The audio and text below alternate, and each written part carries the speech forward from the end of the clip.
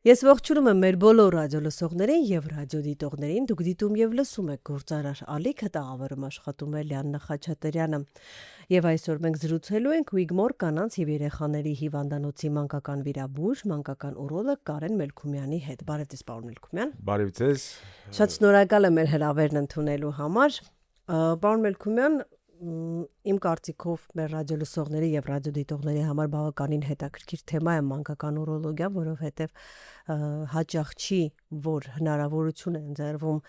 ճիշտ մասնագետից ճիշտ ինֆորմացիա քաղելը եւ թերևս սկսենք բուն ոլորտի մասին, խոսելիս ինչ է իրենից ներկայացնում մանկական ուրոլոգիան, որոնք են դրա սպეციფიկ տարբերությունները, պարզապես ուրոլոգիայից, խնդրեմ։ Շատ լավ, շնորհակալ եմ հրավերի համար։ Առաջնահերթ փորձենք տարբերենք մի հսկա, այսպես կոչված տարբերություն, որ երեխան այդ փոքր մեծահասակ չէ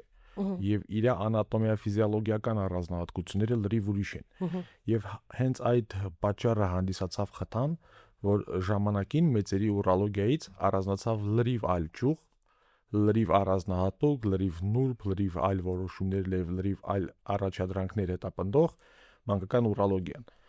Ինչի, որովհետև մանկական ուրոլոգիայում դու աշխատում ես ոչ թե հենց այս պահին եւ գնահատական ես տալի հենց այս պահին խնդրի լուծմանը, այլ տալիս ես հնարավորություն երեխայի կյանքը շատ ավելի բարեկեցիկ ու շատ ավելի առողջ, այսինքն հեռահար նպատակներ ես հետապնդում, ոչ թե հենց այստեղ եւ հենց հիմա։ Հայաստանում մանկական ուրոլոգիական խնդիրները ձեր գնահատմամբ հասկանալի է ստատիստիկա թերևս երևի չունեք, որքանով են տարածված եւ որ խնդիրների հետ եք ամենաշատ բախվում։ Իրականում տարածված է ինչպես ամբողջ աշխարհում շատ առանձնահատուկ խնդիրներ, որոշ խնդիրներ մի քիչ ավելի պակաս, քան թե ամբողջ աշխարհում, բայց ժամանակին, երբ ես հնարավորություն ունեցա վերապատրաստվել Ֆրանսիայում, դեր իմ ղեկավարը ասում էր մանկական ուրոլոգիան, մանկական վիրաբուժության 70%-ն է։ Եվ բոլոր այն խնդիրների հետ, որոնք դու առնչվում եք առանց մանկական ուրոլոգիա իմանալու, դուք կարողանում եք ապահովել շատ թերի եւ շատ մակերեսային բուժօգնություն երեխաներին։ Եվ բնականաբար այդ բոլորը հանդիսանում էին խթան, որ դու ել ավելի ուսումնասիրես ոչ թե միայն օրգանը, այլ համակարգը, առողջական եւ օրգանիզմը ամբողջովին։ Հայաստանում մանկական ուրոլոգիան բավականաչափ բարձր մակարդակի էր դրված արդեն տասնյակ տարիներ, եւ մեր խնդիրը առաջնահերթ փորձել իրան համապատասխանեցնել համաշխարհային նոր չափորոշիչներին եւ նոր մարտահրավերներին է։ Բայց առօրյայում բոլոր մանկական վիրաբույժները Հայաստանի բոլոր ռեգիոններում, թե եւ ոչ միայն վիրաբույժները, մանկաբույժները, նեֆրոլոգները եւ այլ նեղ մասնագետներ հանդիպում են խնդիրների, որոնք այս կամ այն չափով առնչվում են նաեւ մանկական ուրոլոգիային։ Եվ հենց դրա համար է, որ այս թեման շատ առաջնահերթ է եւ իր մասին պետք է խոսալ եւ իր մասին պետք է հասկանալ, որ երեխայի եւ ամբողջ ընտանիքի հոգեկան եւ ֆիզիկական առողջությունը չտուժի։ Որ խնդիրներն են մեր հասարակության մեջ թերագնահատված, այսինքն երբ որ երեխան գալիս է արդեն խնդիրը բարդացած վիճակում։ Տեսեք, երբ ես սկսում էի զբաղվել բժշկությունով, մոտեցումը այն էր, որ կա մի հատ մանկական վիրաբույժ եւ ինքը անում է ամեն ինչ, գլխից մինչեւ բութ մատվոտի։ Հետագայում արդեն մեր հասարակությունն էլ ունեցավ այդ էվոլյուցիայի этаպը, երբ իրանք սկսեցին տարբերել, որ գիտեք, ասենք տրավմատոլոգը պարտավոր չի հասկանալ երիկամը լայն է թե չէ։ Եվ այդ զարգացմանը հետ համատեղ որոշ բնածին խնդիրներին, որոշ ձեռքբերովի խնդիրներին սկսեցին ուշադրություն դարձնել, սկսեցին չամաչել դրա մասին խոսալուց, եւ եթե մենք ունեինք բազմաթիվ երեխաներ, որ գալիս էին ինչ որ բնածին արատով եւ ծնողները հատկապես տատի պապիները ասում էին, դե հա ինչ կլինի, պապան էլ էր սենց, պապին էլ էր սենց, հորեղբերն էլ էր սենց, հիմա բոլորը փորձում են շտկել խնդիրը տեղում եւ փորձում են նույնիսկ ծնողների կողմից անել մի բան, որ երեխան հետագայում իր կյանքի ընթացքում չունենա ոչ կոմպլեքսներ, ոչ էլ ֆիզիկական թերզարգացության նշաններ։ Շատ լավ, Դուք խոսեցիք համաշխարհային չափորոշիչների մասին, որքան ես եմ տեղեկացված, Վիգմոր կանանց եւ երեխաների հիվանդանոցում նույնպես այս ուղղությամբ բավականին ակտիվ աշխատում են։ Զոր օրինակ ապրիլի 30-ին այս տարի տեղի ունեցավ մեծ գիտաժողով հենց նվիրված մանկական ուրոլոգիային։ Նախ ձեր տպավորությունները գիտաժողովից, ինչ արդյունքներ ստացաք, ինչպես է գնահատում որպես բժիշկ եւ առհասարակ, հա, նման գիտաժողովները ինչ են տալիս մեր բժիշկներին, ոլորտի ներկայացուցիչներին։ Փորձենք հարցին անդրադառնանք հենց գիտաժողովից, որտեղ ինքը շատ մասշտաբային էր։ Միջազգային մասնագետների մասնակցությամբ միջազգային պրոֆեսորների հրավիրելով եւ պրոֆեսորների քարտեզը աշխարհագրական լրիվ տարբեր էր։ Այսինքն, եթե մենք ունեինք հրավիրված հյուր Ցինցինատիից, մենք հստակ հասկանում էինք, որ Ցինցինատիի հիվանդանոցի ներուժը չի կարելի համեմատել ամբողջ Հայաստանի սաղ հիվանդանոցների ներուժի հետ, որովհետև եթե մի հիվանդանոցում աշխատում է 16000 աշխատող եւ ունի տարեկան բյուջետ 3.6 միլիարդ դոլար, եւ հանդիսանում է Հյուսիսային Ամերիկայի խոշորագույն գիտահետազոտական կենտրոնը, մենք պետք է լինենք առնվազն ապուշ, որ մտածենք, որ մենք կարող ենք ինչ-որ մի բանով համեմատենք կամ ասենք կոնկուրենցիայի մասին։ Բայց հստակ նաև հասկանում էինք, որ ունենք այլ ընկերներ, գոլեգաներ, որոնք աշխատում են ոչ այդքան զարգացած երկրներում եւ ոչ այդքան հարուստ հիվանդանոցներում, որոնց առաջարկած բուժումները լիակատար համապատասխանում են համաշխարհային որակներին, շատ ավելի սուղ պայմաններում աշխատելով։ Եվ դրա համար մենք ունեցանք շատ հետաքրքիր քարտեզ, то есть Ցինցինատի, Մինսկ, Տաշկենտ, Կրասնոյարսկ, Լենինգրադ, որ կարողանանք քաղենք ընդհանուր մի հատ մոդել եւ ստեղծենք մի հատ համակարգ, որը ոչ միայն վիրահատությունների քանակ ավելացնող կամ վիրահատությունների որակ ավելացնող, այլ ճիշտ որոշումների կայացման նուրբ արվեստ է, երբ դու կարողանում ես հստակ մարշրուտիզացիա կազմես հիվանդների համար, ընդունման պահից մինչև երեխայի լիակատար follow-up-ը, այսինքն անցնել կոտորակային դրվագային բուժումից մինչև ձևավորված ճանապարհ երեխայի ամբողջական հսկման եւ բուժման։ Հնարավորությունը ես ժամանակին աշխատել եմ ռայոնում, աշխատել եմ Ստեփանակերտի մանկական հիվանդանոցում, ես գիտեմ ինչքան դժվար է շրջանում ապրող եւ աշխատող մարդու համար մասնակցել այդպիսի մեծ, այդպիսի ծավալային ու մասշտաբային կոնֆերանսների, որոնք տեղի էին ունենում, չգիտեմ, ասենք Պրագայում, Վենայում, եւ մենք բերելով այդ կոնֆերանսը Երևան, հնարավորություն ընձեռնեցինք նաև մեր ամբողջ գոլեգաներին, բոլոր Հայաստանի շրջաններից մասնակցել տեղում եւ թեմաների ընտրությունը այնքան նուրբ ու լայն էր, որ ռոբոտիկ վիրահատությունից սկսած, որ կարծես թե, չգիտեմ, ասենք Վանաձորում աշխատող դա մեր գոլեգային ինչով պետք է հետաքրքիր լինի ռոբոտիկ վիրահատությունը, որը անհաս է Հայաստանի մանկական վիրաբույժների համար, միջև միզաքարային հիվանդություն, որ ամեն երկրորդ գոտկատեղի ցավը եւ սուր վիճակը կախված է միզաքարային հիվանդության հետ, կամ ամենատարածված խնդիրը մանկական ուրոլոգիայում հանդիսացող կրիպտորխիզմը, որ կարող են գալ, հարցեր տալ, շփվել եւ ունենալ այսպես կոչված անձնական կոնտակտ մարդկանց հետ, ովքեր գիտական գործեր են անում դրա վրով, ում հոդվածներն ես դու կարդում, ում գրքերն ես դու կարդում, եւ դու քո դեմը կանգնած շփվում ես իր հետ եւ տալիս ես քո հարցը անձնական։ Դրա համար ինձ թվում է այդ միջոցառումը ֆանտաստիկ էր Հայաստանի համար եւ մի հատ այսպես շեղվեմ թեմայից մեր Ցինցինատիի պրոֆեսորը Անդրկովկասի վերջի երկիրն էր Հայաստանը, որտեղ ինքը մասնակցում էր, այսինքն ինքը միջև այդ մասնակցել էր թե Վրաստանում եւ թե Ադրբեջանում կայացած կոնֆերանսներին եւ չգիտեմ ուզեցավ մեզ ասի որ լավ լինի թե իրականում տենց էր, ասեց Հայաստանը իմ համար ամենալավն էր, թե ընդգրկվածությամբ լսարանի, թե հյուրընկալությամբ, թե գիտական մակարդակով եւ ասեց ես խոստանում եմ որ սա իմ վերջի այցը չի Հայաստան եւ եթե այս անգամ ես եկել եմ զուտ որպես հրավիրյալ մասնագետ զուտ լեկցիա կարդալու համար հաջորդիվ խոստանում եմ որ մենք նաեւ կաշխատենք գործնականում վիրահատարանում եւ ես կփորձեմ իմ փորձը կիսել ձեր հետ նաեւ վիրահատարանում առհասարակ Ուիգմորում, որքան ես եմ հասկանում, առանձին կարևորություն է տրվում հենց մանկական ուրոլոգիայի զարգացմանը եւ որքան ես եմ հասկանում, սա թիմային աշխատանք է։ Հա, ինչպես է ձեզ մոտ համակարգվում այս աշխատանքը, ինչ նոր կամ այսպես ասենք, այլընտրանքային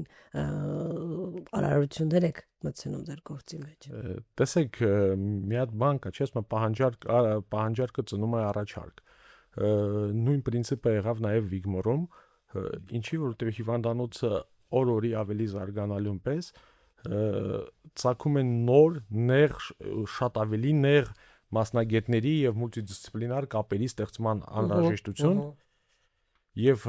մանկական ուրոլոգիան ստեղծվեց ոչ թե որպես այնպեսին որ դե տունա թողլնի այսպես ասած այլ ստեղծվեց պահանջարկը որը մեծ էր քանի որ երեխաները որոնք դիմում են ի սկզբանե դու վստահ չես որ դա ուրոլոգիական խնդիր է դու իրան սկսում ես հետազոտել բուժել եւ քանդելով տեսնում ես որ վայ այս փաստորեն միզապարկ միզածորանային ռեֆլյուքս էր այսինքն հետ հոսք ունի մեզի դեպի երիկամ ու ես երեխան դրա համար է ջերվում ոչ թե անգինա է որ պրոստո պետք է անընդհատ անտիբիոտիկ տալ եւ բնականաբար ցակեց պահանջարկը ուրոլոգների այնուհետեւ սկսեց ձևավորվել ուրոլոգների թիմը որպես կամուրջ ով պետք էր այդ պահանջարկը կապեր արդյունքների հետ եւ հենց այդ նպատակով սկսեց բուրըն զարգացումը այնուհետեւ գնաց զարգացումը գործիքային բազայի վիրահատարանների բազայի փորձի փոխանակման մեր գոլեգաների ներգրավմամբ մեր երեխաների բուժման գործընթացում եւ հաջորդ этаպով դու պրոստը հասկանում ես մի հստակ եւ բարձ ճշմարտություն որ բժշկությունը հատկապես երեխաների հետ կապված ինքը մի մարդու բան չէ այսինքն դու չես կարող ասես դե լավ ես ձեզ վիրահատեցի վաղը ձեզ կհսկեմ վաղը մի հատ էս անալիզը դու մի հատ այն անալիզներ դու ընդ որում բնածին խնդիրների մեծ մասը բերում է իր հետ խնդիրներ նաև այլ օրգան համակարգերում այսինքն այսպես կոչված հետին միզուկի կապույրը գրեթե միշտ ուղեկցվում է թոքերի թերաճի հետ եւ դու պետք է միշտ ընդգրկես թիմի բոլոր մասնակիցներին, այսինքն չգիտեմ, եթե ամբողջ հարցը գնում է պրենատալ սկրինինգից, ասենք պրենատալ եղավ ախտորոշում, հետո մանկապարզ գինեկոլոգ, նեոնատոլոգ, նեֆրոլոգ, մանկաբույժ, ռեանիմատոլոգ, ռադիոլոգ, անեստեզիոլոգ եւ այդ միամուր ուժերով միայն մենք կարող ենք երեխային ապահովել իր լիարժեք ապակինում Քանի որ խոսեցինք հենց կոնկրետ խնդիրների մասին, մեր ռադիոլսողների եւ ռադիոդիտողների համար որ դեպքերն են, երբ որ դուք ծնողին կասեք միանշանակ հենց հիմա դիմում ենք ուրոլոգին, որտեղ որքան հասկացա դեպքեր կան, որ ինքը ծնողն էլ չի կարող հստակ ասել, սա ուրոլոգիա է թե չէ, գալիս է բժշկի մոտ եւ արդեն ընթացքում է հասկացում։ Իսկ որ դեպքերն են, որ միանշանակ հենց հիմա դիմեք մասնագետի։ Մենք միշտ փորձում ենք ասենք որ երեխաներ ընկերներ, եթե դուք տեսնում եք որ ձեզ պրենատալ սկրինինգի ժամանակ ասել են, գիտեք ոնց որ երիկամը մի քիչ լայն է, ոնց որ մի երիկամը չի վիզուալիզացվում, միզապարկը փոքր է, կամ տղաների մոտ առնանդամը ձև է, ինչ որ միզուկը բացվում է այլ հատվածում։ Սպասել միջև ինքը դառնա 18 տարեկան եւ ինքն իրան կանցնին, ինքը ցավոք չի աշխատում։ Ժամանակին մոտորապես 80-ական թվականներին ուրոլոգիան մեծ մանկական ուրոլոգիան համարվում էր ինվալիդիզացնող մասնագիտություն, որտեղ ասում էին դե որ եկել է արդեն ծանր բարդություններ է, մեր խնդիրը միայն դրանում է կայանում, որ իր կյանքը քիչ թե շատ հարմարացնենք սոցիումին։ Հիմա ամբողջ աշխարհում ընդունվում է մի բան, որ քայլ առաջ փորձես կանխարգելես երեխայի վիճակի վատացումը, ոչ թե ծանր բարդությունների հետ պայքարումը։ Հենց դրա համար ենք ասում, որ եթե տեսնում եք, որ ինչ որ մի բան ձեզ անհանգստացրել է, ձեր մանկաբույժը չի հասկանում, ինչի է ձեր երեխան անընդհատ ջերմում, եթե ձեր երեխան ջերմում է ու չունի պատճառ, այսինքն չունի քթահոսություն, չունի հազ, եւ հատկապես ինքը նաեւ տարբերվում է սերով եւ ինքը իքական սերի ներկայացուցիչ է, ավելի լավ է մի հատ դիմել ի սկզբանե նեֆրոլոգի, որ նեֆրոլոգը սկսի հետազոտությունը այդ մեծ կասկադը եւ գտնի հիմքում թաղված այդ խնդիրը, որը կարող է լինել միզապարկ միզածորանային ռեֆլյուքս, որը կարող է լինել միզապարկի դիսֆունկցիա, որը կարող է լինել աղիք միզապարկային դիսֆունկցիա եւ փորձի գտնի այն ամենակարևոր փաստը, որը կբերի երեխայի առողջացմանը կամ ընդհանուր վիճակի լավացմանը։ Պարոն Մելքոնյան, դուք ինչու ընտրեցիք հենց այս մասնագիտությունը, վիրաբուժությունը։ Այդ շատ յուրահատուկ հարց է, ես մեծացել եմ բժիշկների ընտանիքում, իմ մաման մանկաբարձ գինեկոլոգ է, իմ պապան մանկական վիրաբույժ էր, եւ կարծես այն ամենափոքր տարիքից ես ունեի երկու մասնագիտություն, ես գիտեի միշտ որ դառնալու եմ բժիշկ, բայց չգիտեի ինչ բժիշկ եմ դառնալու եւ ինչպես ցանկացած ուսանող տենց գենետիկայից միջև կարդիոխիրուրգ քննարկում էի ինչ պիտի դառնամ ու ինչում կարամ որ մանկական նորոլոգիան եւ գիտեք հենց այդ է ես գիտեի ինձ փոքր վախտուց թվում էր թե ես երկու գործ հաստատ չեմ ընտրի այդ գինեկոլոգիան ու մանկական վիրաբուժությունը ասում եի այս երկուսը հաստատ հեչ մնացածները բան կանենք կմտածենք եւ հետո եկավ մի իրավիճակ իմ մոտ մոտորապես 5-րդ 6-րդ կուրսում բժշկականի որ ես հասկացա որ ես չեմ ուզում աշխատեմ մեծահասակների հետ ես ուզում եմ աշխատեմ երեխաների հետ որտեղ ես երեխաներից ուժ ու էներգիա եմ հավաքում եւ ցանկացած բարեհաջող ավարտվող кейսը քեզ ուժ է տալիս է երջանկության աննկարագրելի զգացողություն որ ամեն ինչ ավարտված չի եւ ասա ընդամենը նոր սկիզբ է Եվ որոշեցի, որ չէ, все-таки մանկական վիրաբուժություն, որը տենց խնդալու ինձ կթվար մի 10 տարի դրանից առաջ, էլի։ Այնուհետև արդեն մանկական վիրաբուժությունում աշխատելով շրջանում մի վերապատրաստում երկրորդ, երրորդ սկսեց իմ մոտ արտանալ մի զգացողություն, որ մանկական ուրոլոգիան այդ այն է, ինչի մեջ ես ուզում եմ ավելի խորանալ։ Այսինքն այն նեղ մասնագիտացումը քո մասնագիտության մեջ, որը քեզ ել ավելի է ուրախացնում ու երջանկացնում։ Եվ 22 թվականին այդ կապակցությամբ դեռ ոչ բլոկադային Ստեփանակերտից գնացել էի Մինսկ, ծանոթացել էի մեր հարգարժան պրոֆեսոր Դուբրովի հետ, ով մինչ հիմա մեր շատ լավ ընկերն է ու ոչ միայն իմ, այլ հայ ժողովրդի ով տարին երկու անգամ գալիս է, ով կատարում է բազմաթիվ վիրահատություններ, ինքը 24/7-ի վրա պատրաստ է միշտ քննարկել դեպքերի, եւ տենց սպոնտան ձևավորվեց մի ընկերություն, որը քեզ ավելի ուժեղ ներքաշեց այդ նուրբ, այդ բարդ մասնագիտության մեջ։ Կա չէ տենց կարծիք, որ երեխաներն ավելի բարդ պացիենտներ են։ Քան մեծերը։ Համաձայն եք այս։ Մեծահասակների բժիշկների տեսիսն է, երևի թե կարա ինքը իրավունք ունի ապրելու, բայց ես ինձ մեծերի վիրաբուժության մեջ ու մեծերի ուրոլոգիայի մեջ երբեք չեմ պատկերացրել ու եթե ինձ զանգում են ասում են իսկ կներեք դուք մեծերի ուրոլոգիայով զբաղվում եք, ասում եմ ես դրա մեջ հասկանում եմ ուղիղ այնքան, ինչքան շինարարության մեջ։ Այսինքն բացարձակ ոչ մի այդ աստիճան տարբեր են ոլորտները, մոտեցումները եւ նախասիրությունները զբաղվելու ու ժպիտ պարգևելու։ Ես իմ կյանքը չեմ պատկերացնում առանց մանկական ժպիտների, մեծահասակների ուրոլոգները երևի առանց մեծահասակների ժպիտների եւ շնորհակալության խոսքերի։ Շատ լավ, խոսեցինք թե թիմային աշխատանքի մասին, թե գիտաժողովի մասին, այդուհանդերձ ինչպես եք դուք տեսնում մանկական ուրոլոգիայի զարգացումը Վիգմորում, մասնավորապես եւ առհասարակ երկրում, որովհետեւ հասկանալի է, երբ որ մի հիվանդանոցում ինքը թափ է առնում եւ զարգանում է, չի կարող դրա արդյունքը ծիլեր ամբողջ երկիրը չզգալ։ Ես կասեի անընդհատ զարգացող երևի։ Գիտեք, հենց այն этаպում, որ քեզ թվում է թե արդյոք ես արդեն ամեն ինչ գիտեմ ու արդեն ամեն ինչ հասկանում եմ ու կանգ է առնում քո մասնագիտական զարգացումը, դու սկսում ես զիջել քո եւ քո երկրի դիրքերը։ Ուղղակի համեմատության համար մեր պրոֆեսորները հրավերված, իրանք մեծ շրջանակ էին տարիքային։ այսինքն 40-ից մինչև 65 եւ 65 տարեկան մեր Cincinnati-ի պրոֆեսորը ասում էր միակ բանը, որ ես չեմ կարա հիմի արդեն ուսուցանեմ, այդ ռոբոտիկ վիրաբուժությունն է։ Բայց թե հոդվածներ գրելուն, թե այդ research կենտրոններում մասնակցելուն, թե նոր նյութերում գարտալուն, թե ամերիկական, թե եվրոպական ասոցիացիայի գիտաժողովներին, իրանք անընդհատ մասնակցում են։ Որտեղ իրանք ասում են, որ ամեն աստծոր փոխվում է մի բան։ Եվ ամեն աստծոր դու կարող ես էլ ավելի որակյալ եւ էլ ավելի նպատակային օգնություն ցուցաբերես երեխաներին։ Եվ ես ուզում եմ, որ մենք էլ դա հասկանանք, ճիշտ է, մեր կոնցեպտում, մեր երկրի հնարավորություններում, բայց մենք պարտավոր ենք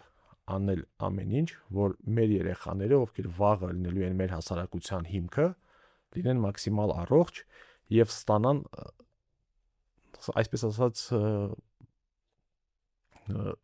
որակյալ եւ ճիշտ ժամանակին օգնություն։ Կան խնդիրներ, մենք դա տեսնում ենք անգամ սոցիալական մեդիայից, ցավոք սրտի կան հիվանդություններ, դեպքեր, երբ որ ախտորոշվում է երեխաների մոտ, ծնողները ստիպված են լինում արտասահման տանել երեխային, որովհետև Հայաստանում ոլորտը այդքան էլ զարգացած չէ, բուժօգնությունը ինչ որ առումով կոնկրետ հիվանդության դեպքում թերի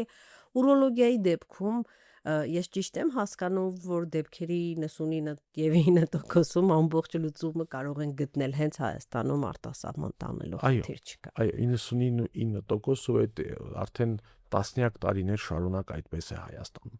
Մանկական ուրոլոգիան Հայաստանում կրկնվում է, բայց մոտ վերջի 30 տարին բավականաչափ բարձր մակարդակի էր եւ ճանաչված էր թեկուզ եւ հետ ԽՍՀՄ-յան երկրների շրջանակներում։ Սակայն մենք ստանում ենք ամեն օր նոր մարտահրավեր, որ այս մոտեցումը փոխվել է, այս էլ այսպես չի արվում։ Այս հիվանդության ժամանակ, որ երիկամը ամբողջությամբ հանվել է, իմի երիկամը պահպանվում է։ Այս եթե ասում էինք 6 տարեկանում պետք է միջամտվի, իմի միջատվում է 1 օրեկանում։ Եվ բնականաբար մեր խնդիրը հարմարեցնելն է դա մեր իրավիճակի հետ։ Դժվար է բժիշկների համար այս անթատես խաղի կանոնների փոփոխությանը հարմարվել։ Երբեմն այո, երբ դու նույն ծնողին 5 տարի առաջ ինչ-որ մի բան էիր ասում, հիմա 5 տարի հետո ասում ես, գիտեք, լրիվ փոխվել է, բայց պետք է ես միշտ մեր ծնողներին ասում եմ, գիտեք, ճանապարհը դժվար է։ Ցավոք մենք ստիպված ենք լինում մեկ ծնողներին ասել, որ գիտեք, ձեր երեխան երբեք չի ապակինվի։ Ինքը շատ դժվար ու շատ դառը ճանապարհ ունի անցնելու։ Եվ միակ բանը, որ մենք կարող ենք ձեզ խոստանալ, է նա, որ մենք այդ սաղ ճանապարհին կլինենք ձեր կողքին։ Եվ մենք կփորձենք մաքսիմալ աջակցել թե ձեր պստիկին եւ թե ամբողջ ընտանիքին։ Բայց սա է զարգացման հիմքը։ Եթե մենք որոշենք, որ չէ, մենք մեր պստո երկրում մեր անձնական փորձով, որ տեսել ենք 4 երեխա 50 տարվա ընթացքում նմանատիպ անելու ենք սենց, ապա խոշորագույն research կենտրոնները աշխարհում տենում են հազարավոր մի տարում։ То есть նույն հիվանդության մի հատ հիվանդություն, որը շատ ծանր է, կոչվում է միզապարկի էքստրոֆիա, Հայաստանում միջինում կամ 1 կամ 2 տարի մեկ ծնվում է մի երեխա։ Եվ փառք Աստծո, որ ծնվում է այդքան քիչ, բայց դուք չեք կարող ինչ որ լուրջ դատա ունենալ։ Այո, ասել, գիտեք, ես իմ փորձը ասում եմ, որ սենց է։ Քանի որ մենք ունենք գոլեգա, ով շաբաթը Հնդկաստանում վիրատում է 30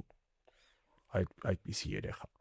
Այսինքն Հայաստանում 30-ից 60 տարի պետք է լիներ, որ դու տենց գոնե այդքան թիվ ունենայիր։ Եվ դրա համար միջազգային փորձը վերցնելը Հայաստանի նման փոքրիկ երկրների համար շատ կարևորություն ունի մեծ։ Շատ լավ, շատ շնորհակալություն։ Ես մեծ հաջողություն եմ մաղթում ձեր թիմին եւ ձեզ անձնապես։ Շատ կարևոր գործի համար մեր բոլոր ռադիոլսողներին եւ ռադիոդիտողներին հիշեցնեմ, որ դուք դիտում եւ լսում եք Գործարար ալիքը, այսօր խոսում ենք մանկական ուրոլոգիայի խնդիրներից եւ ոլորտի զարգացումից։ Մեր հյուրները Wigmore կանանց եւ երեխաների հիվանդանոցի մանկական վիրաբույժ, մանկական ուրոլոգ Կարեն Մելքումյանը։ Շատ շնորհակալ։ Ձեզ եմ շնորհակալ, լավ օր ձեզ։